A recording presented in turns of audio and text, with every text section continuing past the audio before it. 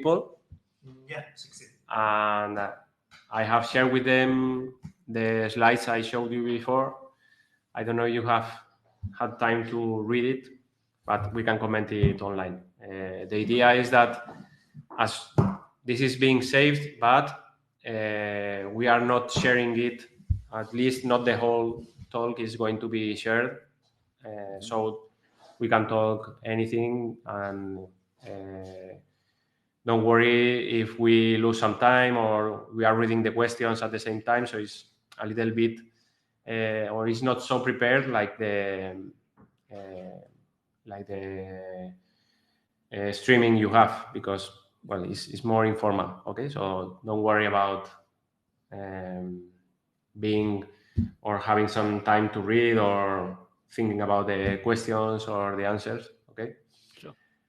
We have now only 17 people, and we will start in a few minutes, so perhaps 2-3 minutes, no problem. Okay, great. Well, I've made some notes because I know sounds like you've spoken a lot in the Spanish chat. I've made some notes about accounts and restrictions and some tactics and strategies that I would recommend. So when we get more people, I'm happy to, when we're ready, I'll happily to start to explain some of them.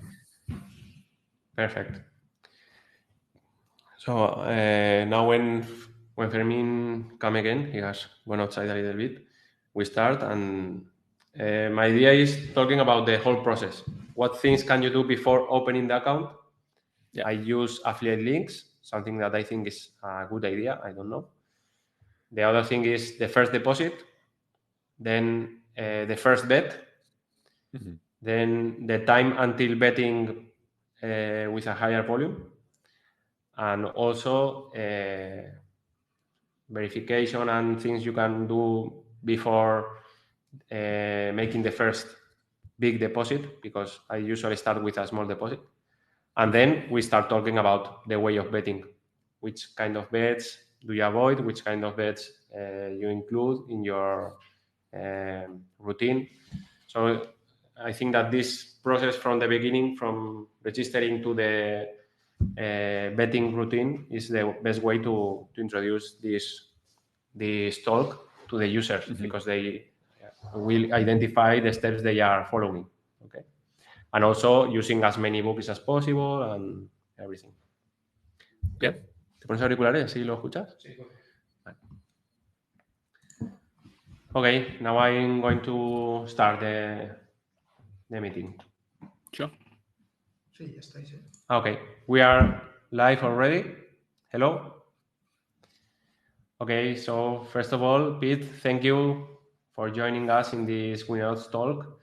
It's a live event, so we haven't prepared this event very well. We are just talking about things we are used to use when betting. And well, thank you, Pete. If you want to introduce yourself to the people that has joined us and see you for the first time. Okay. Well, thank you, Miguel. Happy to come on your Winner's Talks, as you came on SBC channel, and that was really well received.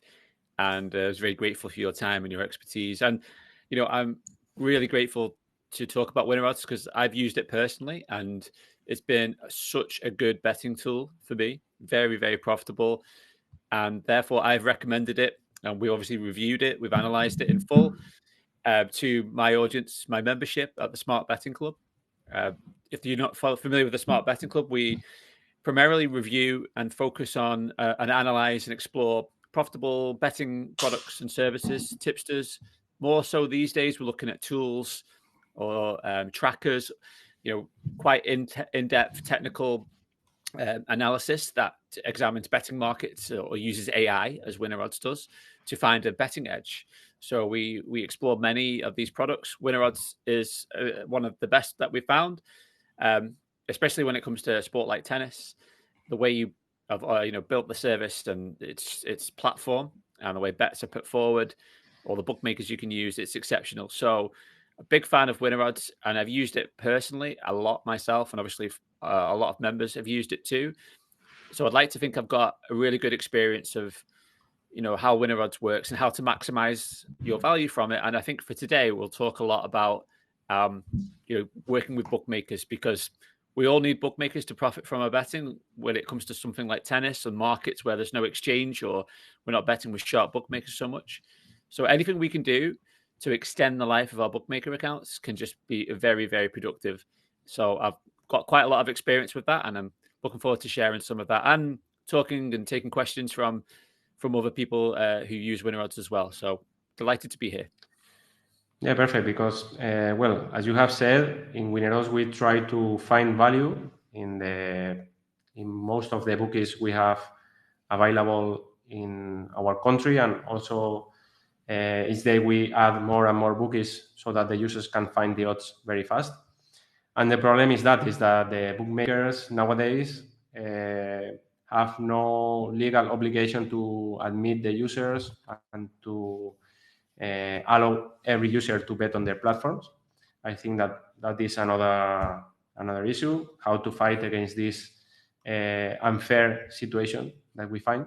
And we have to adapt to this situation. We have to extend the accounts as much as possible. Perhaps we can win slower, but increase the final profit we can get from each bookie. So we say that your ID is an asset. Your account in a bookie is like an asset, and you have to exploit it in the best way you can. There are several ways to do that. You can start very fast with big bets or with a lot of value, but probably in the end, perhaps you are winning less than using other strategies. And as I have been talking with you, I don't know, you have any practice that you can recommend when opening an account or when start the bets in that account. So perhaps we can share some experiences on that and follow the steps that a user is experiencing when taking profit from a service like winner odds or any other that is available for them. So do you have any strategy to register in a bookmaker so that you are more or less like a casual player or a casual bettor? No, I don't actually. I don't actually take that approach. Perhaps I should, and it's a good question actually. You probably don't want to use an affiliate link from an odds comparison website. In fact, you don't want to use that. So Odds Checker is a big odds comparison website. People might use Odds Portal. BetBrain used to be one. I think there's Best Betting. Whether they're still going, I don't know. But certainly Odds Checker, and because you are immediately tagged, and I've seen the documentation from one bookmaker where as soon as somebody opened an account and they came from Odds Checker, they were factored to 10%. So you could only get 10% of the max win on that particular market, because immediately they think this is a customer who understands A, Odds Checker exists, and B, the power of finding the best value prices. So not opening through an affiliate link or a link on Odds Checker or any website which might be deemed to be for people who know a bit more about betting or who are value sensitive. And instead, I would advocate using social media tipsters, some of those that do booms, who do, losing or don't really have a good reputation for winning bets, or even like things like the Racing Post. They are an affiliate. Sporting Life, again, who write content. And generally, they have a large proportion of people who bet who aren't very clever. And clicking on some of those links probably is a good way to start your betting journey before you even open an account, because you are immediately tagged. You came from the Racing Post, therefore you're probably not likely going to be somebody that is a particularly shrewd bettor. So using advertisements from websites that are not very specialized in getting edge from the bookies. So Racing Post or any other newspapers that are also online and have advertisements from bookies could be a good idea. And that's something that when I have time or I have the opportunity, is a practice I also do. As you have commented before with winner odds, something very important is to have skin in the game. So when we are using winner odds, we are betting our own bets we recommend. The problem is that we are restricted or directly banned from the bookies. So that's why we created winner odds. And in this issue about the restriction is the same. We also suffer restrictions and the problems with the verification of the account, with withdrawals. So it's something that we can talk about and share with the followers or with the members from our platform. Okay, the next step is your first deposit. Do you have any recommendation or any habit about that? Is there a small quantity or a big one, but inside the limits, or what do you usually do? Yeah, ideally you want to bet, put in a smaller deposit limit. If you put in £2,000 or €2,000 or large sums of money, immediately in the past that would have been welcome because to a certain extent, because they would want you to lose a lot of money. But these days they're quite concerned about affordability and how much you can lose. So that's one reason why you wouldn't put in too much, because they'll start to ask questions. Can you afford to bet this amount? Can you afford to deposit €2,000 or £2,000? And then they might ask to see your bank statements. In fact, they will, as proof of evidence of income. And if you have incoming and regular deposits and withdrawals into other bookmakers, that's going to be a red flag that you are not just a casual bettor, especially if you've got more deposits than withdrawals coming into your account. So staying quite low to begin with is quite good, because I would say the first 100 bets on average are important. Mm-hmm. Some firms are going to be the first 20 bets. Some firms, they have systems in place to track you whenever it is you start to bet sharp. But especially there's enough firms that I've seen enough evidence whereby if you open an account and deposit a large amount of money and start betting really hard on sharp markets like tennis, you're not going to last particularly long compared to if you take it easily. So let's say your first 100 bets are not going to be big stakes. They're going to be perhaps some of the bets we'll talk about, small staking but big accumulators, or bets into liquid markets where you're not taking top prices or prices that move where you get closing line value. So yeah, I would put in, a reasonable enough sum to allow you to bet enough of the type of bets you need to place early on, but not much more than that. Not much that will attract attention or flag interest from risk teams or ask questions. Everything we do and what we talk about today, Miguel, you need to think like a bookmaker trader. What is the casual guy who reads the newspaper, who wants to have a bet on his favorite team, who likes to bet on football, on soccer on a Saturday, or likes to bet on NFL on a Sunday, or likes to bet on, ATP tennis when Wimbledon's on? What do? Do they put in £500? They probably don't. They might put in 50. They might put in 100, 200 maybe. So you need to think like that. As soon as you start putting in big sums, you immediately stand out as a little bit more different to the usual suspects and the type of customers that they like. Well, here in Spain, we don't have that problem, because when you open an account, your first deposit cannot be bigger than €150. So it's the maximum you can deposit before verifying your account. So I usually deposit €100, and then after that I verify the account, because also we have here a maximum period of 30 days to verify your account, and that is the process when I register in a new bookmaker, or when a bookmaker has changed from one provider to another. Usually I can start again and deposit again. Yep. So €100 is a common amount I deposit for the first time. And also, yes, we have to think as if we were the bookmaker or the trader that is limiting. But I think that more and more they are using algorithms, or they are using filters, or they are using some kind of systematic approach, because there are many, many users and they want to reduce their costs. So they will probably use some very direct rules to detect these users that are not profitable for them, but because in the end they are looking for the lifetime value of a user, that is the average value that a user loses in their platform. and they try to find the negative lifetime value users that are the non-profitable users for them. After depositing and verifying your first bets, I usually place bets in the casino or in the slot machines. Do you usually do that or not? Yeah, that's an ideal way to approach it, to play some blackjack, to play a few spins on a casino game, especially if you can identify casino games which have a high return to player. If people don't know what that means, so you might find one which is 99% return to player, so you're going to lose a very small amount over a lot of spins or over a decent amount of spins. So you can actually play a lot versus if you've got a much lower return to player figure. You can Google that and find it per bookmaker what the best casino is to play. And then, if you can put as much in as possible to lose a few euros and just be profiled as a casino player, that's the ideal customer.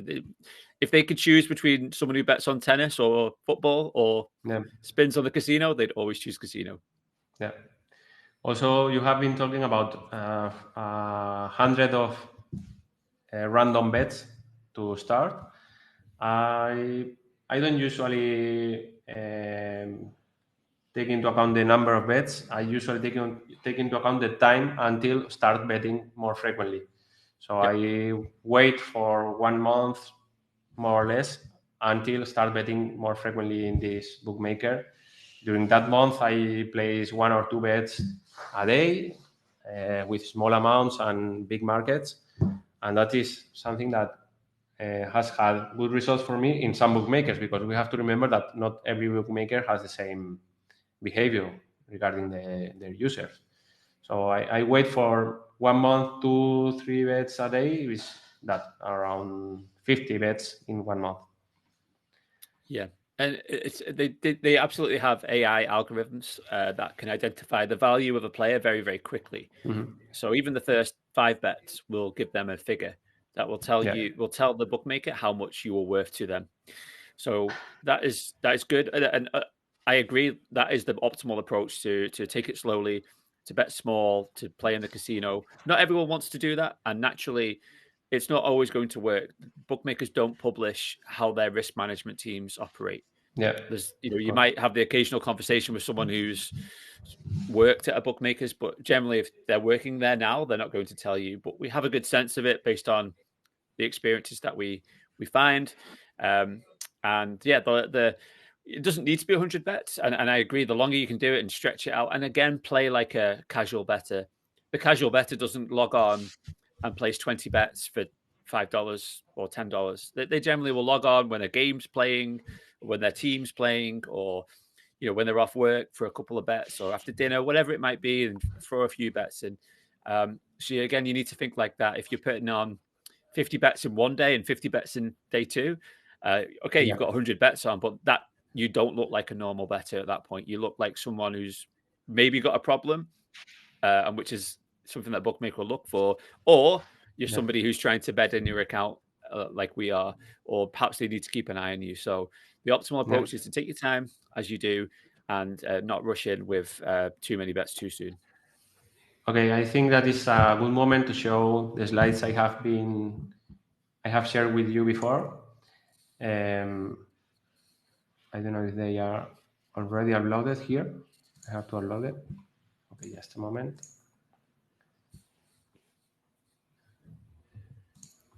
Uploading the slide. That is one, and the second one. Okay.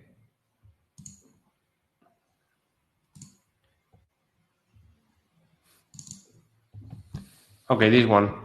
Last year, I was in an event in Spain that was called Gaming in Spain. It was an event for bookmakers associations, providers from the bookmakers, regulators, and they were talking about safe gambling. Okay, so the bookmakers were explaining in this presentation what are they doing to detect bettors that have an addiction or a risk of addiction, and also they can develop problematic gambling.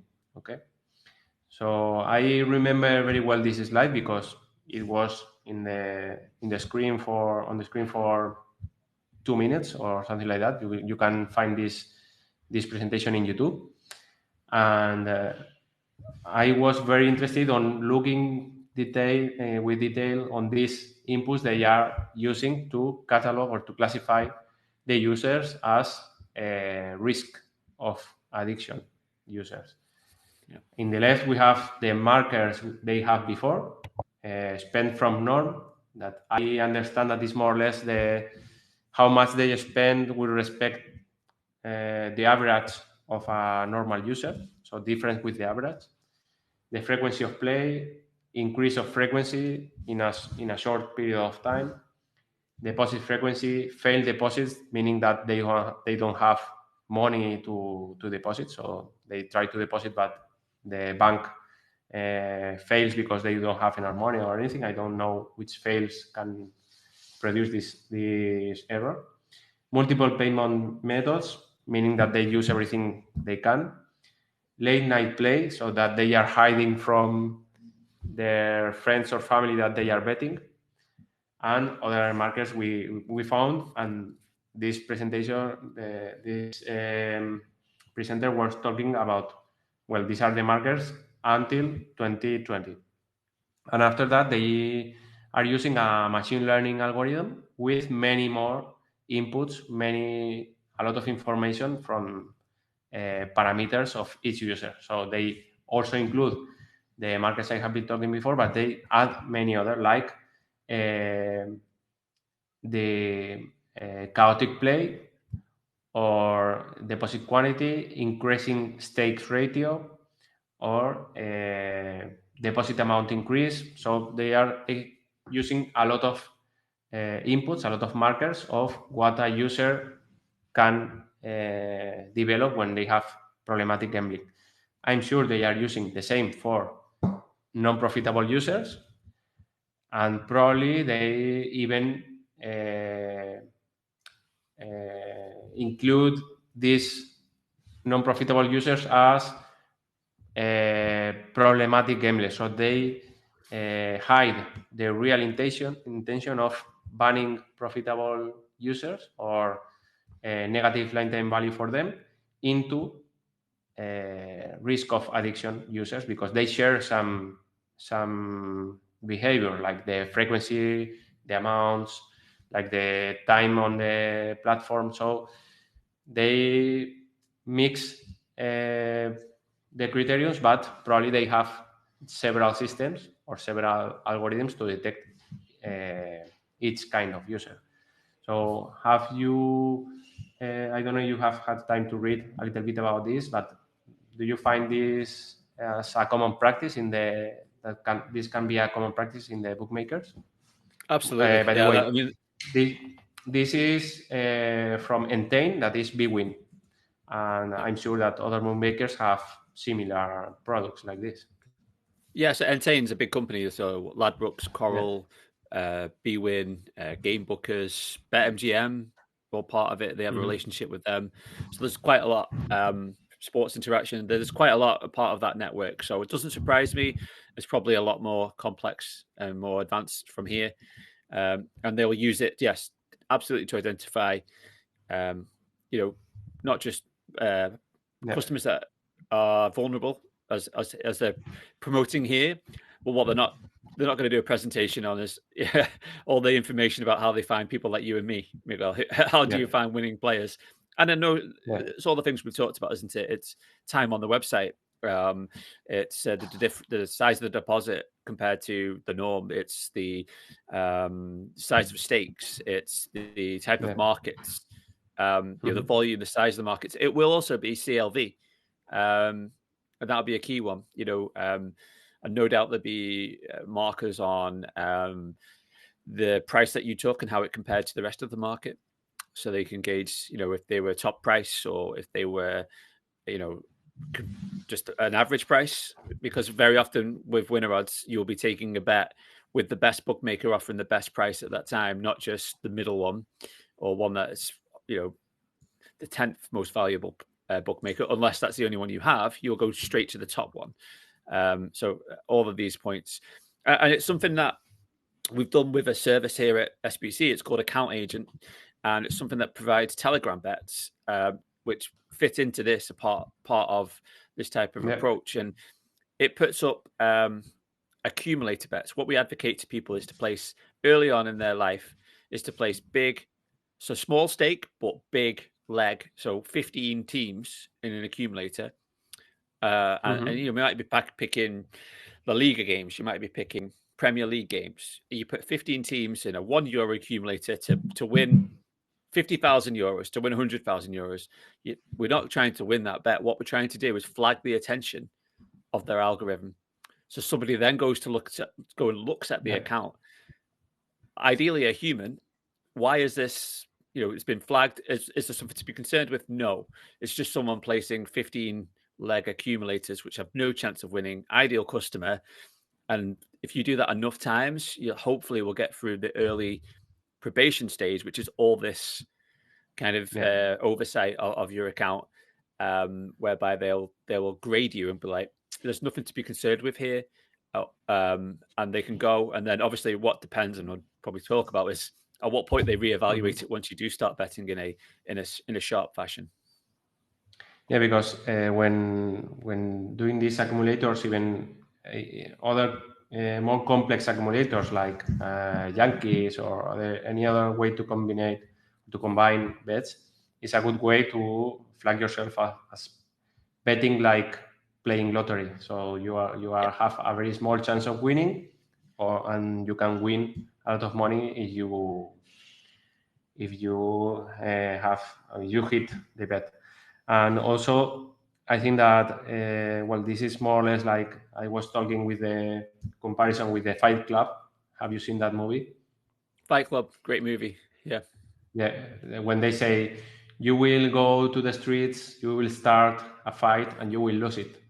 So it's more or less the same. You have to lose some bets in purpose or just to change your image in front of the bookmaker, and this is a good way. I read about about this service on your website, and I found it a new idea to include, but I still have not done it by myself because I don't have new accounts now.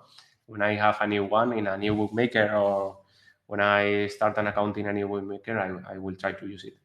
And of course, you have to be aware so that you don't fall in this risk of becoming an addict of this kind of bets, because they can be very fun or they can be very attractive, especially if you have won one of them. We have seen a lot of people in social media sharing very big accumulators and winning, and of course they don't show how many times they have lost. They only show when they win. But we have to be aware what is the reason of doing this kind of bets, so we don't develop this addiction by ourselves. Because I think that everyone can be an addict, but some of them have more genetical or more social risk. But we have to be responsible and do it being conscious about that. Yeah. And we have been talking also about combining the value bets with other neutral or non-negative or not very negative value bets. How do you do that? Do you use comparison websites, or do you find neutral bets from other recommendations, tipsters, or any other platform? Yep. So neutral bets are really important. So what we advocate through Account Agent, we have the Telegram service, which puts forward what we call amateur bets. Now, it's giving them as examples for people to use, which are, again, it's finding bets in big markets. So it might be, draw no bet on Real Madrid versus Barcelona. It might be a totals bet on an NBA game. Big markets where the idea is you're not taking a price with a bookmaker because it's the best price. You're taking a price because the market is quite popular. And if you place a bet on that, it's not going to stand out. It's just a €10 stake on a €20 stake on a pretty big game where you're not taking the best price, you're not beating CLV. So that's what we advocate through our account agent, and we have a guide alongside the Telegram to explain why. But to find neutral value bets it's actually quite simple. You can just go and look at Betfair in big markets or Pinnacle or on other markets and see how your bookmaker compares to those prices. So if you've got, let's say you've got Liverpool to beat Chelsea at 1.5 on Betfair and Pinnacle, and it's 1.5 with a bookmaker or 1.49 or whatever, it's very much just a slight neutral or negative value bet. And you'll often find those big markets have small margins, and bookmakers will often put out big prices. And for me, they're the ideal ones to take. You're flagging yourself as someone's betting on a big market, a popular market, so a lot of people will be placing those bets. You're not going to stand out, and it's really, really very simple. Now, if you want a more complex tool or a tool that will do that for you, especially if you want to build a short list or a long list of bets to take with doubles, with winner odds bets, for example, you can use a tool like the Bookie Bashing have got a tool. So if you haven't checked out, it's another site that I firmly advocate and use, bookiebashing.net, and they have a tool called the Early Payout Tracker, which you can use and it benchmarks football games against what's on offer at several bookmakers. So Bet365, Paddy Power, there's a few others, and it helps you to identify, games sometimes where you're getting a better price, or just a marginally better price, or even just neutral value. And that's a good way of using their website to find neutral value bets. But you don't need to use them. You can just go to Betfair or Pinnacle. I'd look at some popular markets and just compare to what your bookmaker is pricing up on those same markets. Okay, a good way to identify if that market is a big one or a low margin is when looking at the handicaps or totals, where the most common line is close to 50-50%. So they have 1.9 versus 1.9 instead of 1.83 versus 1.83. So that means that the margin is lower, and the yield you are losing by betting on those markets is smaller than betting in big margin markets like smaller competitions or very rare markets like, I don't know, the red cards market or yellow cards market, that is also common, but probably the margins they apply are much higher, so that you are probably losing too much. And with Miguel, this, I was going to say the point you made there about a market with two sides. So you're taking over or under is much better than a market with three.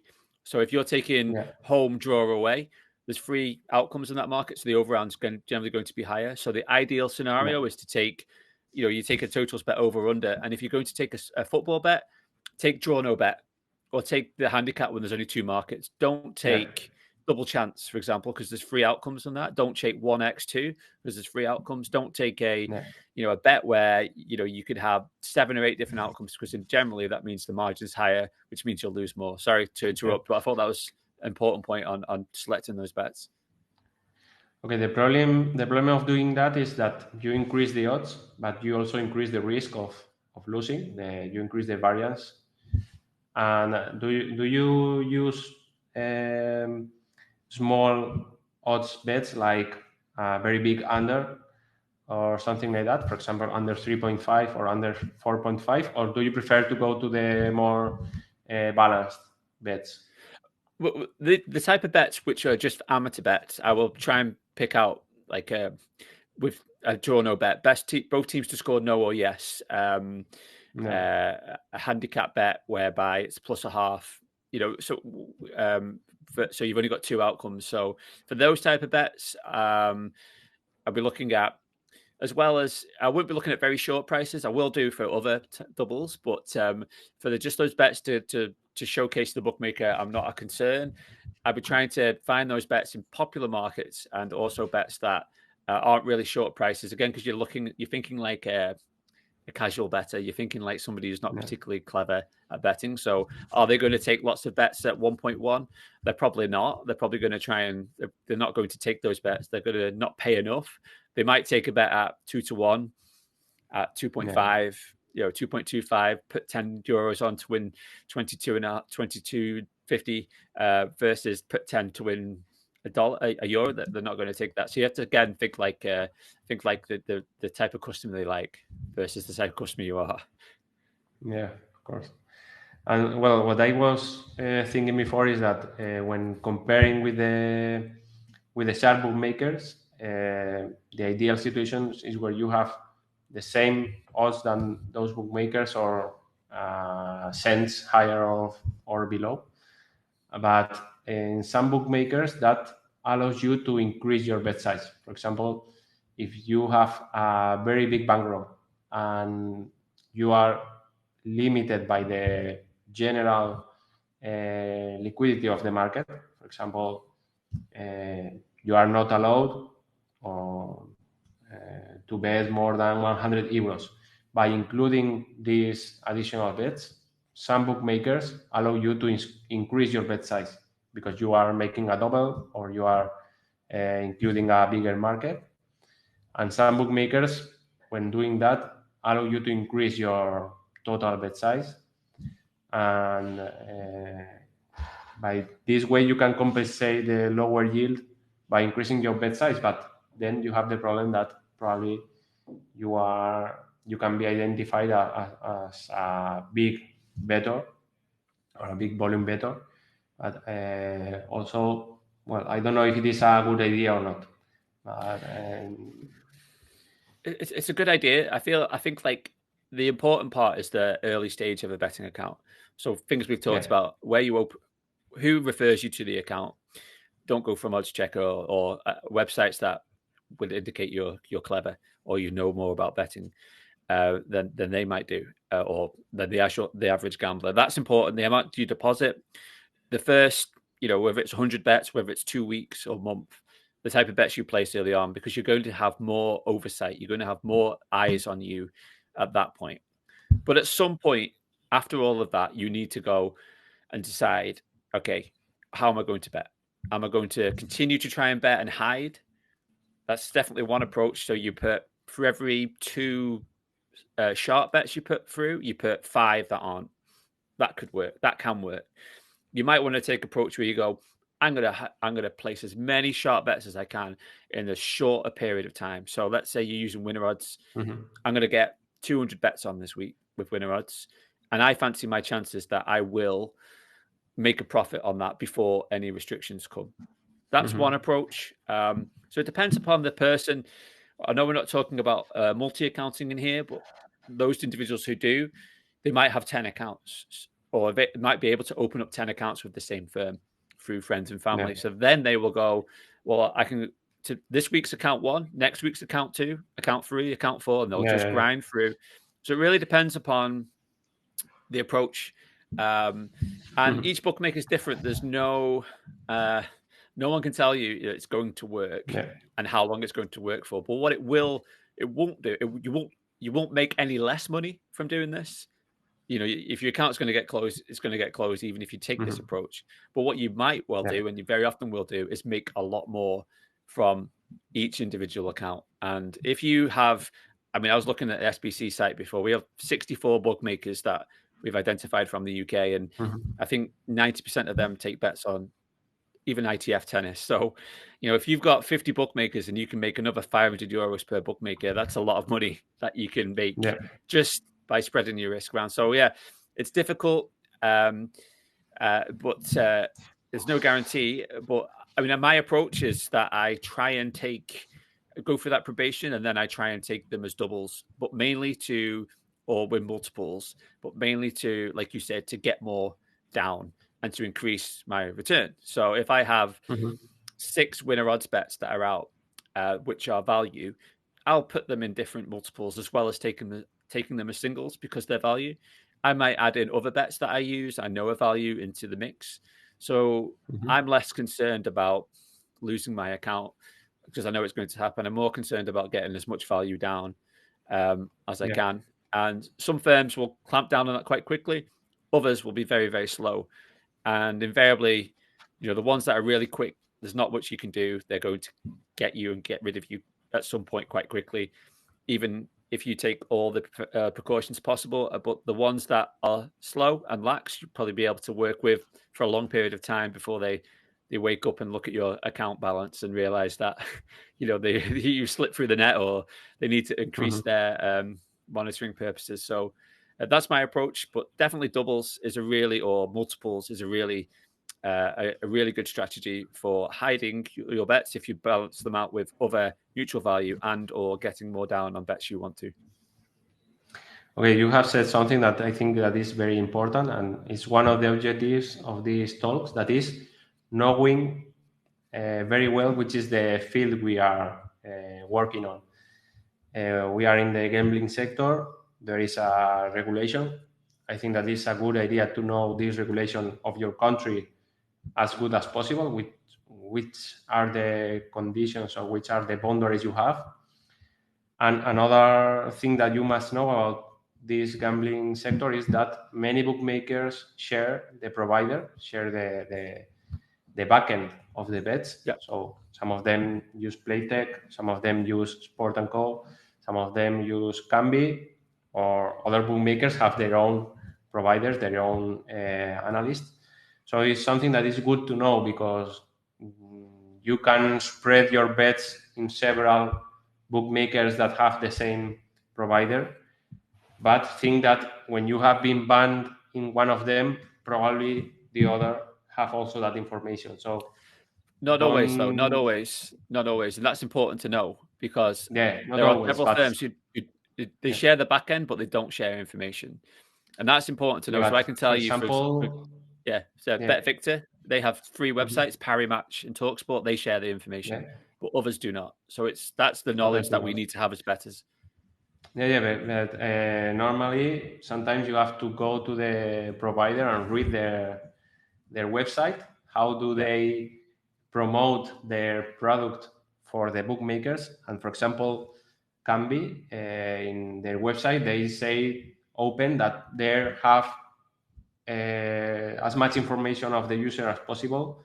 And when you register in one of the bookmakers, you are allowing them to share your data with a third party that is Cambi, and then you don't know how are they using that information. So it's something that you need to know, and that is one of the reasons that I encouraging people, especially in Spain, but also in other countries, that is using the protection data regulation to ask to the bookmakers which data have about your account or about you.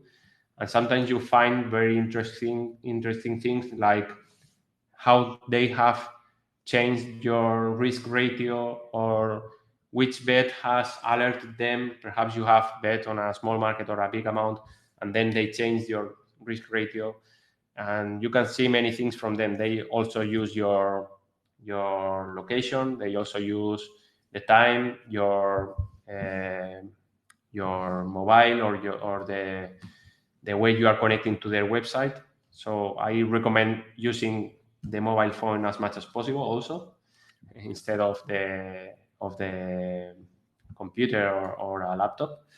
And I think that this behavior and this ecosystem that is around the bookmakers is also something that is good to know. Of course, you can learn that from experience by by suffering the restrictions, or you can try to know more about Smart Betting Club, or asking in the Winners community, asking other bettors, so that you learn faster and take more profit from your accounts, because legally you can only use one account per bookmaker. We are also working, as you know, in erasing our data from the bookmakers, and it's something we are testing now with many Spanish bookmakers, and we will have results soon about if it is working or not, in which providers they are allowing you to register again or not. So it's something we are investigating. And also, I would like to ask you, do you think that they have a maximum profit also, so that when you reach that they ban you? Because, for example, here in Spain, I have been able to open my account in Retabet 2 times because I asked for I have asked them to erase my account, and I could start again several months later. And in both times, I have been banned when reached 10,000 euros in a long period, in 1 year more or less. So at more or less same profit, they have banned me immediately. So do you think that there is also a limit in every Yeah, account? I think each bookmaker has their own certain measures and triggers that will get you cut down and have your account closed. It might be how much you've won. It might be how much you've staked. It might be something about CLV. It could just be a random check that somebody does on a Monday morning to see how many people won X amount last week or how many people won X amount yesterday. So there is an element of luck, good or bad, to see if your account slips through the net. Now, what we have talked about so far, Miguel, is new accounts. Now, there is a lot of value from having existing accounts. And they are often some of the most lucrative ones, especially if you are somebody that has bet for a long period of time with a bookmaker and never made a substantial profit. Perhaps you've made a loss. I have one contact who was a losing bettor, and I had a contact at a bookmaker to look at his account, and he came back and told me it was gold star rated. And what he meant by that was this guy has got everything open to him. He can continue to bet and bet and bet. And it'll be a long time before he comes across any trader that will think that he needs to be banned. They'll such a history with him that they'll just assume he's got lucky and that he will anything he wins, he will then go and lose. So it will take a long time. So some of those things come into play as well. But there are, for certain bookmakers, there are going to be certain limits. But it does depend per sport with some particular bookmakers as well, because horse racing is a popular sport in the United Kingdom and Ireland, and it's a sport where bookmakers are very, very concerned about losing money on that sport because for many reasons, the market and so many different particular reasons for it. It would be too boring to get into now, but it's a weak market, really, especially early on. So bookmakers are very concerned about losing money to horse racing bettors. So I would say, for example, you are going to have your account closed a lot quicker betting and winning on horse racing than you might do on football, or you might do on even high level tennis, because they have measures in place to check people who are betting on horse racing and making a profit on it, and they're more concerned by that, and there are more people perhaps doing it and doing it profitably than there are on football or other major sports. So as ever, there's no real one rule, but it's just things to be aware of. You might get to 10,000 or whatever it might be, and your account's closed. So it's hard to gauge.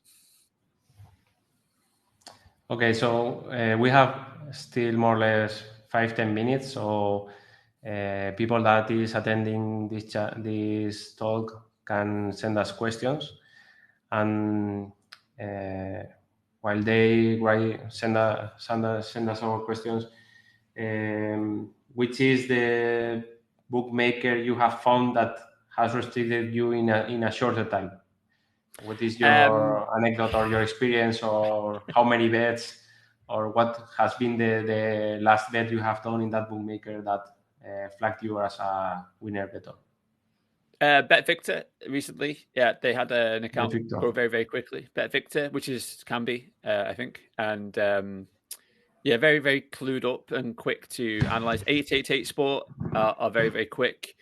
Some of those for like William Hill is particularly quick. I had we were talking about betting in accounts and going through that probation period. I think I spoke about this to someone else recently. I had a friend of mine who was talking and explaining about betting profitably, and he was really infused, a really educated man, very clever in his own world, but new to betting. And he went and opened a few accounts. He was doing quite well. And then he opened a Bet365 account. And then a few days later, he told me he had it closed. And I was like, oh, Yeah. what do you mean you've had it closed? I didn't even know he'd opened it.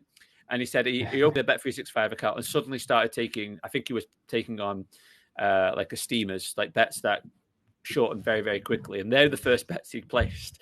I think within 5 bets, he had his account closed, or 10 bets, a couple of days. And it goes to show why this works and how quick bookmakers are. So, but then I speak to other people and they've had Bet365 accounts for a long, long time. So, it's all goes to how you open it and how you don't. But I've seen BetVictor, 888 Sport, a real Unibet, a really hard Betway. Some of these firms aren't really going to have any appetite to take any kind of value. Can I give one more tip? If that's all right, Miguel, about something I've not mentioned yet so far. One more bit of advice for betting. So one thing we talked about doing doubles, but with winner odds bets. What I would advocate is doing doubles with neutral value bets, which are very short priced. So we talked before, you find a bet at 1.5 to put it in a double. Now, you can do that and you can find those bets, but very often you might want to take, let's say you've got Liverpool to win. Maybe you take Liverpool with +1 goal, or maybe you're looking at over 2.5 goals, which is 1.5. Over half a goal might be 1.1, 1.05, and that's all derived from the main market. So you can place those type of bets in doubles. And what you'll often find is they'll help you get more on and could well hide the value in your tennis bet, because bookmakers are very good at benchmarking single bets, but some firms are not very good at benchmarking doubles or even trebles or round robins, trixies, where you do combination with free bets. So that's what I recommend as an option for people interested in getting more on, but also hiding from it. Now, I wouldn't say you take the same short price bet and 20 winner odds bets. So let's say you take over half a goal in one game and you have that in 20 doubles with 20 winner odds tennis bets. Now, if that game ends 0-0, all those 20 bets lose.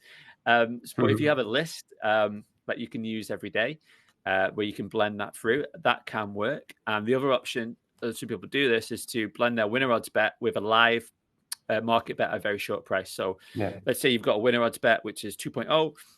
You take that and then you find the live bet, which is almost 1, which is 1.01. It's a football team 3-0 up with 5 minutes to play, or a tennis player who's serving for the game, serving for the match at 1.02. And you can take that in a double because bookmakers really, really struggle to benchmark live prices. So again, each firm is going to be slightly different, but I have seen that has worked and has extended the life, because they're going to be looking at singles.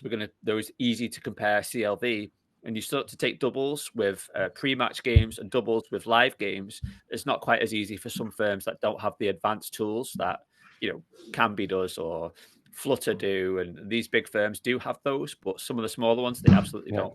So it's something that can help.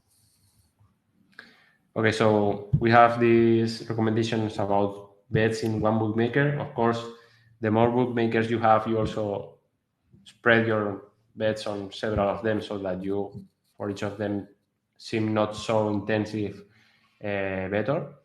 And we have here Michael from Manila asking us how are we seeing the sports betting in the next 10 years. Okay, I'm seeing that bookmakers are also improving their algorithms, the systems, to find or to detect better which are the negative lifetime value players for them. But also, I think that we have to fight not only by hiding us, but also by trying to change regulation, by asking for more transparency, for the bookmakers to be clear about which are their limits, which are their criteriums to ban people.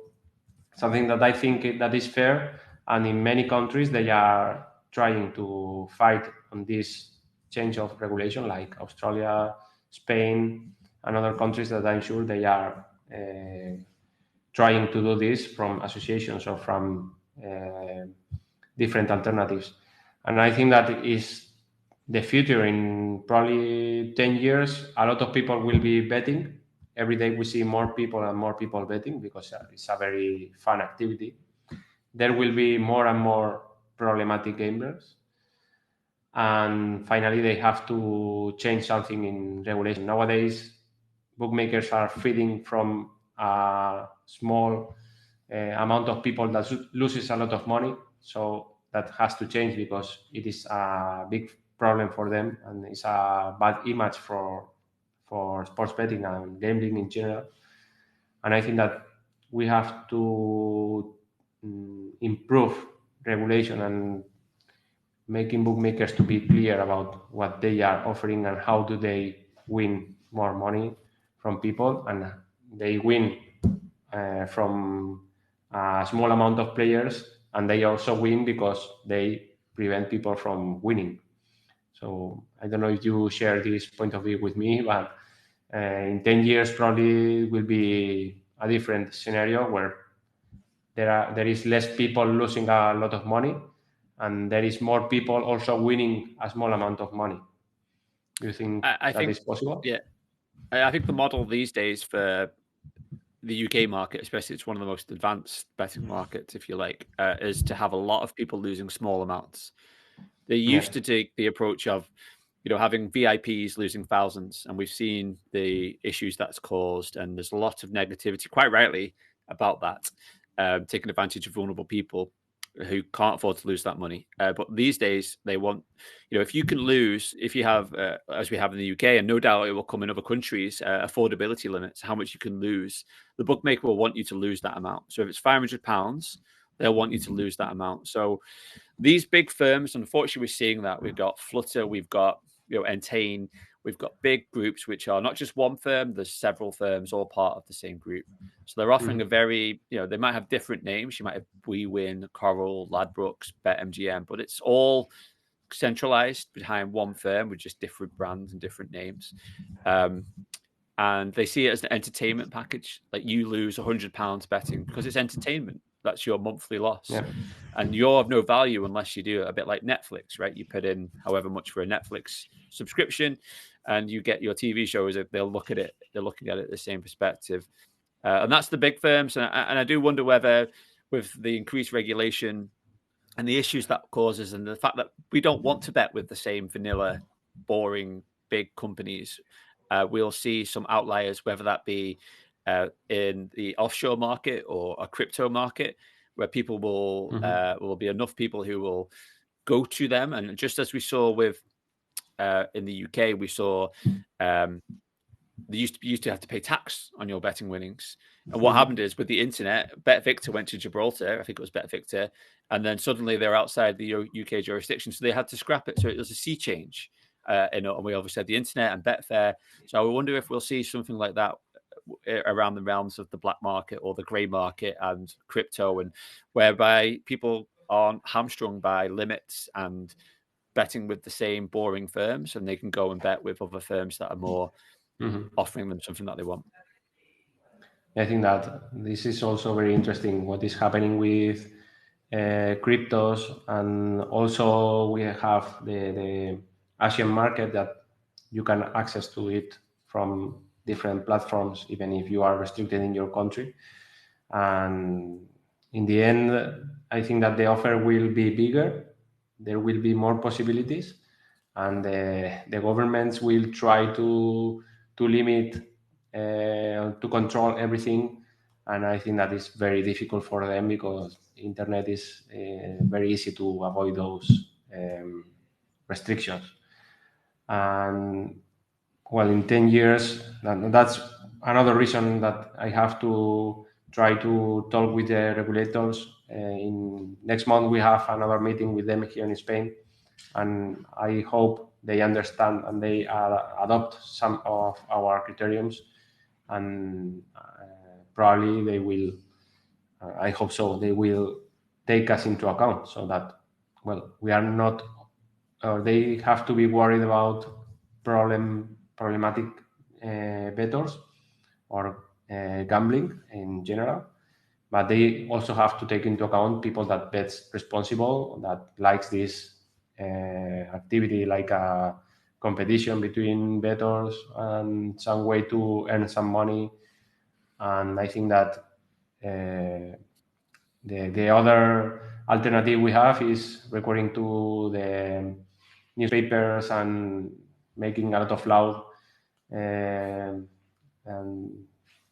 looking for people to understand that if they avoid winning bettors is like a scam because they say that you can win money. That is their main reason to get to this kind of activity, but they don't allow you to win money in the end. So I think that will change in a recent future, and when this activity is every day more and more common and more people will suffer these restrictions, finally they will have to adapt also and find an intermediate solution. I don't know, we have more questions here.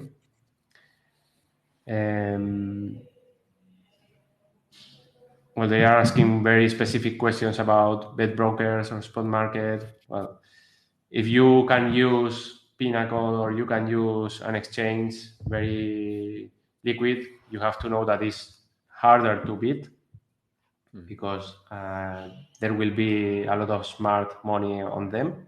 But if you are fast and you get early odds where the value still has not been bet already, probably you can get some money from them, but it's much harder. Are you using nowadays some exchange? Where you are Yeah, betting from? I wouldn't use Betfair because I find it easier to use Pinnacle and Bet in Asia, who are a good broker. Bet in Asia basically aggregate all the odds from exchanges, and Pinnacle. The interesting thing with Pinnacle is I'm out here in Canada. They don't offer all the ITF or tennis markets here that they do in the rest of the world. So you might see a bet come up with winner odds at Pinnacle, but it's not available to me yet. I can find it through Bet in Asia, Bet in Asia Black, it's called. So I know they're not available to UK customers, but I'm not sure on Spain. Could well be because obviously different licensing. And yeah, I would advocate that. But the issue is, like you say, Miguel, like a bet will come up with Pinnacle. And by the time I've logged in to my account, which doesn't take me long, password and find the market, it's moved or it's moving. So, and then you have to quickly do a currency conversion and work it out. I can get quite a few, but very often I find, they move quickly, and maybe I take a bet when it's pushed out or when, for whatever reason, it's a liquid market, and I can possibly take it again. You are competing with other Windows users. Exactly. And they are very, very fast. Yeah. Okay. It's a fast finger. Well, we have other questions. I will answer them very fast. Like, do you place bets from winner odds in shops? Well, it's harder to do that because you only have one bookmaker available in each shop, and you have to be there. You have to bet fast. Sometimes the odds in the shops are lower than the online odds. So if you find bets above the minimum profitable odds, yes, it's profitable, but you will find a very low amount of bets, and it's not very well. It is very time consuming, and for me, it's not profitable. It doesn't represents a good way to take profit from without information. Another question. Well, this meeting with you is being recorded. We don't know if we will share it in the full length, but probably we will share some parts, the most interesting, and we will like to repeat these talks so people that can join us and ask us questions directly. So that is one of the reasons that we have started these talks, and it is not the idea to record it and share it in full length. I don't know if we are going to do that or not. And also, well, regarding the next upgrades of winner odds, just follow our mail list, and we will inform you if you add your email to our list as soon as we have more news about basketball or any other improvements, and we will probably in the next months we will share with you info about that. And Exciting. well, we have been here for more than 1 hour. For me, have been like 5 minutes. It have been very interesting. I don't know if people have been also attending from the beginning. Well, I would like to thank you very much for this, for sharing this experience with us and with the followers we have in Winneros, and also your Smart Betting Club platform that I find it very useful, and for the price it has, is very worth to, as I have said, to know more about this activity. When you put your money in risk, you have to be aware of what is happening, and I think that is a good way to have more info and learn faster than suffering all these disadvantages from betting. And well, I don't know if you have any conclusion you want to share with people that has been here. Well, just yeah, I think that people become all too quickly frustrated when they lose a key betting account. So when they lose Bet365, when they lose, Betfair, when they lose BetVictor, they think the game is over. It really isn't. Like I said, there's over 60 UK bookmakers. There's probably even more than that in the UK we have yet to see. There's no doubt quite a few in Spain, not just the big names. So don't become disheartened if you lose an account. It's part of the game, as some of us would say. It's part of betting, and approach it strategically. Go through each bookmaker in turn. Look at what they do, what their markets, where they're vulnerable, how quick they are to move, and take some of these tactics. And I think you'll do quite well. And with most things, you've got the platform of Winner Odds, you've got the platform of SBC, but with Winner Odds, you've got the platform. It gives you all the information you need. And the more you can put into thinking about getting your bets down, where you get them on, how you prepare your accounts, the more you will make from it. So put that time in and that just a little bit of strategical thinking, and I think you'll really benefit from it. Otherwise, just complaining about bookmaker restrictions in this day and age, it won't really push anything forward. Obviously what you're doing is great, Miguel, and trying to raise awareness of some of the unfairness of it. But from just an end user viewpoint, take your frustration out by making more money off the bookmaking industry by, thinking about it and betting in a strategical way, rather, and that's the best way to channel your efforts. So, yeah, I just think Winner Odds is great, and hopefully what I've shared today will help. And if there are other tactics that people use and or people have comments, I'd love to hear them. I use it myself, so perhaps I can, come back in a year and say, well, actually, I was given this advice by somebody and I've implemented it myself. So keep on doing the great work yourself, Miguel, and the team there. And I look forward to Winner Odds Basketball. That sounds a fantastic service. So yeah, we are very happy with it, and I hope that it will be a very good sport, probably better than football. I don't know. And well, I have liked your conclusion very much. There is life after your first restrictions. Absolutely. And it's something that you can learn and you can adapt. There is no easy money in anywhere, so that you have to investigate and spend some time in improving and adapting to this activity. Well, thank you very much. We will take note of all the questions that we have in the chat. I cannot be.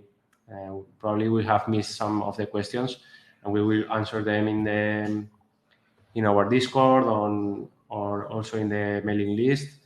Well, thank you very much, and I hope that this has been also fun and interesting for you.